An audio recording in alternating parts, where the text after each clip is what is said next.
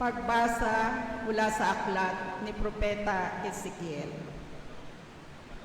Ito ang sinabi ng Panginoong Diyos.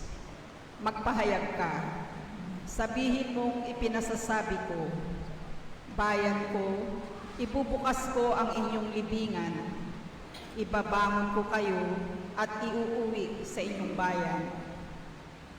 Kung maibukas ko na ang inyong libingan at maibangon ko kayo, makikilala ninyong ako ang Panginoon. Hihingahan ko kayo upang kayo'y mabuhay at ibabalik ko kayo sa inyong sariling bayan. Sa gayon, malalaman ninyo na akong Panginoon ang nagsabi nito at aking gagawin. Ang salita ng Diyos. Salamat sa Diyos.